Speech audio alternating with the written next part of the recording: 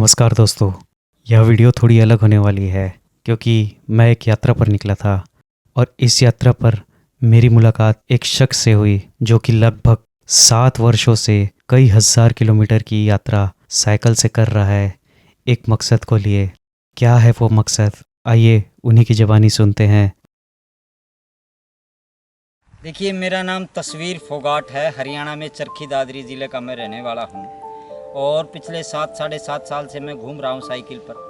और साइकिल पर इस तरह से घूमने के पीछे का मकसद एक ही है कि भाई जो भी इस देश पर न्यौछावर हुए हैं, जो वीर वीरांगना, आज उन क्रांतिकारियों के सपनों में जो भी भारत था, वो भारत का सपना कोई पूरा हुआ नहीं। तो हम कहते हैं कि भाई आओ शहीदों को याद करें, शहीदों को सम्मान दें और शहीदों के सपनों का भारत बनाएं। जिस मकसद के लिए उन्होंने बलिदान दिया था वो मकसद तो पूरा हुआ ही नहीं।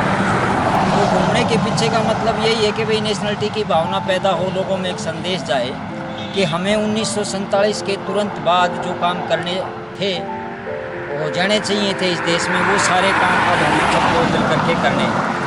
ये आज़ादी जो अपने को मिली है अंग्रेज़ों की गुलामी से, कि अंग्रेज़ भारत को छोड़ के चले गए, तो यह आज़ादी बेशकीमती है, बहुत मूल्यवान है। ऐसा नहीं है कि भाई ऐसे थाल में सजा करके और अंग्रेज़ों ने अपने को ये आज़ादी भेंट करी हो। इसके लिए लाखों लाखों क्रांतिकारियों ने अपना सर्वस्व बलिदान कर दिया जी। तो हमारा धर्म बनता है कि हम शहीदों के बताए हुए रास्ते पर चलें और शहीदों के सपनों का भारत बनाएं।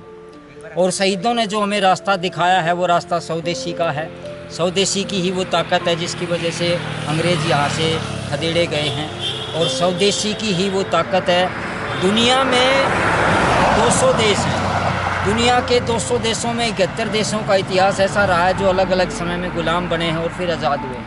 तो जो भी देश आज़ाद हुए हैं या गुलाम बने के, तो उन सब में अगर कोई आज फिर से अगर खड़ा हुआ है, तरक्की के मार्ग पर आके डटा हुआ है, तो वो स्वदेशी की ही ताकत। चाइना का उदाहरण ले लो, चाहे जापान का उदाहरण ले लो। जापान के लोगों में जिस तरीके से नेशनलिटी की भावना है ना, मैं तो चाहता हूँ भारत के लोगों में भी ऐसी तरह से नेशनलिटी की भावना हो कि भाई देश से प्यार करें, शहीदों के सपनों को पूरा करने का लगातार प्रयास करें। इसी मकसद के लिए मैं घूमता हूँ।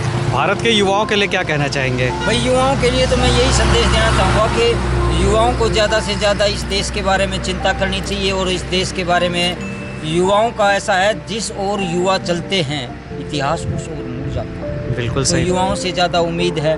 और युवाओं की बात अगर करें तो ये क्रांतिकारी थे ना, ये ज़्यादातर भरी जवानी में शहीद हुए ज़्यादातर।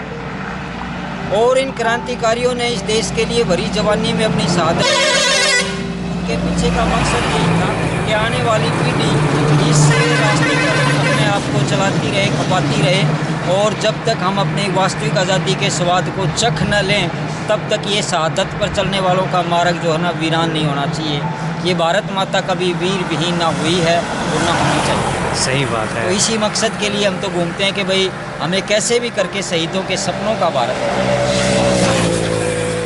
यही हमारा एक संदेश है कि ज़्यादा से ज़्यादा स्वदेशी का पालन करें और स्वदेशी के से स्वावलंबी भारत बनाने के लिए ही हम सब दृढ़ संकल्प लें। हाँ। इसी संदेश के साथ में मैं तो घूमता हूँ और मुझे उम्मीद है धीरे धीरे अपना भारत जाग रहा है और ज़्यादातर लोग जाग रहे हैं, तो जो इस देश के लिए काम करने को तैयार हैं। और अभी कब तक जारी रखना चाहेंगे? कि हम तो आखिरी सांस तक इसी काम में लगे रहेंगे, जब तक जो भी आखिरी एक सांस भी शेष है, जब तक ये साइकिल मैं तो कहता हूँ ऐसे सड़क पर चलते हैं। अच्छा। बहुत अच्छा। ये विकल्प रहित एक संकल्प है अपना तो। हाँ। तो ये जीवन लगा चुके इसी काम के लिए, तो अब इस काम को जब तक भी ये बनेगा हम करते रहेंगे। सही बात है।